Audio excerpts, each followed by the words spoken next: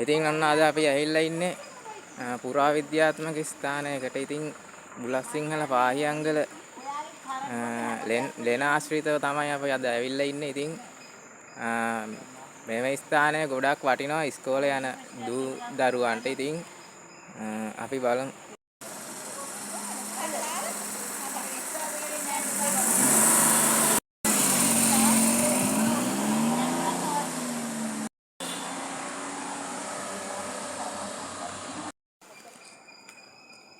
මට දෙන්න නැන්ද එහෙනම් මේ එළඟ තෙල් පහන්. ඔව්.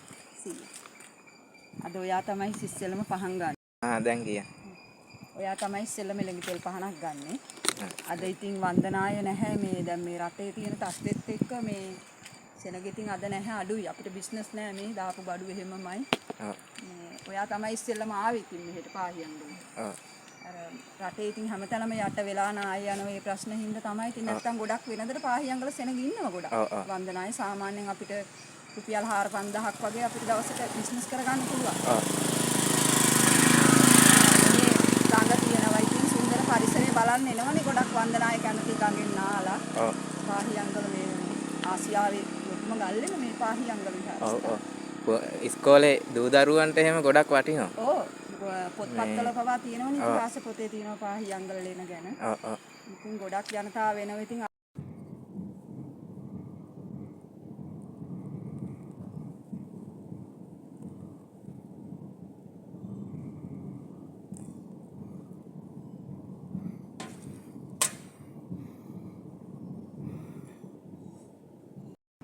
ඔන්න ඉතින් අපි අද ඇවිල්ලා ඉන්නේ පාහියංගල ලෙන ආශ්‍රිතව. ඉතින් පාහියංගල පුරාවිද්‍යාත්මක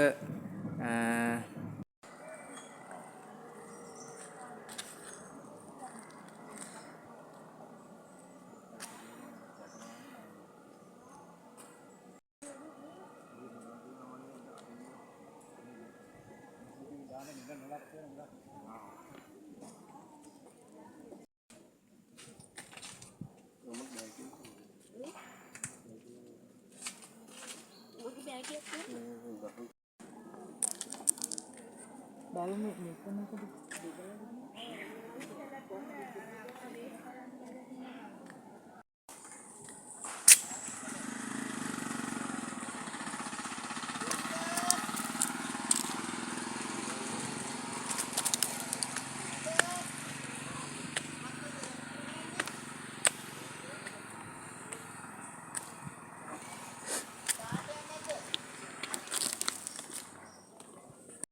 අපේ ඉතින් උඩට යමු ගල්ලෙන්නර කට අරන් කොටලා.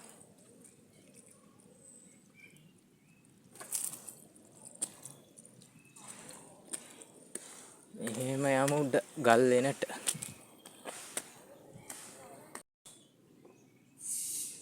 ඔයාලට බලා ගන්න පුළුවන් ඇටි කෙහෙල් ශාකය. ඉස්සර ආදි මානවයා ආහාරයට අරන් තියන්නේ අල වර්ග ඇටි කෙහෙල්. මානවයා මේ ලෙන් ආශ්‍රිත ජීවත් වෙලා තිනවා. ඉතින් ඔයාලට ඇටි කෙහෙල් බලා ගන්න පුළුවන්.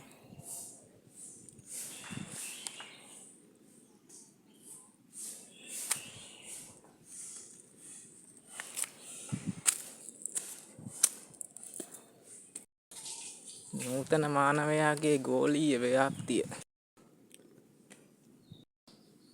ඉතින් ඔන්න ඔයාලට පාහියංගල ලෙන ලෙනට ආවොතින් ඇති වෙන්න ඇටි කෙහෙල් බලා ගන්න පුළුවන්. ඒත් එක්කම අතීතයේ ප්‍රාක් ඓතිහාසික මානවයා මේ ප්‍රදේශයේ ජීවත් වෙලා තිනවා. ඒ කට්ටිය ආහාරයට අරන් තියන්නේ ඇටි කෙහෙල්. ඒත් එක්කම අල ಜಾති අල වර්ග මේ උඩහට ගියාම විශාල ලෙන ගල් ලෙන තියෙනවා.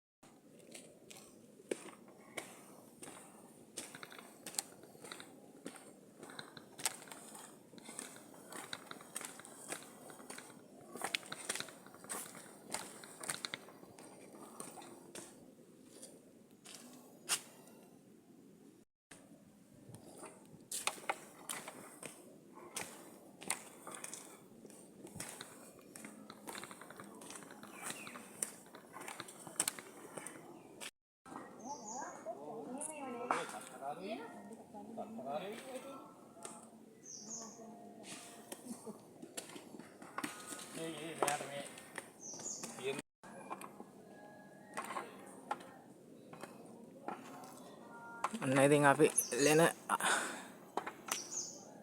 ළඟටම ඇවිල්ලා ඉන්නේ.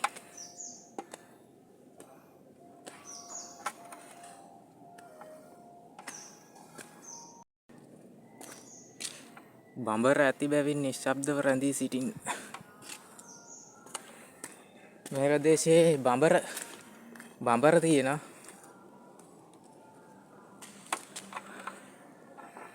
අපිට බලා ගන්න පුළුවන්.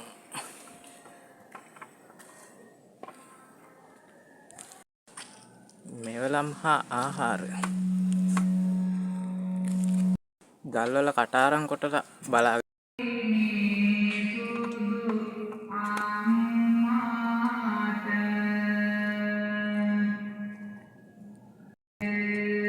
අපිට බලා ගන්න පුළුවන් කැනීම් කරලා තියෙන ප්‍රදේශයේ පුරාවිද්‍යාත්මක කැනීම්.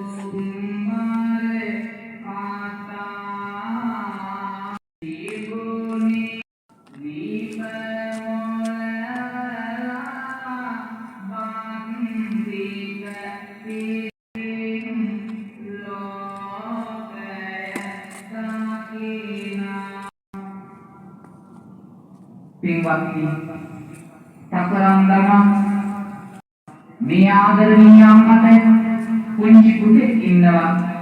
අකාලේ නීතිය සැමියා නැති ශෝකය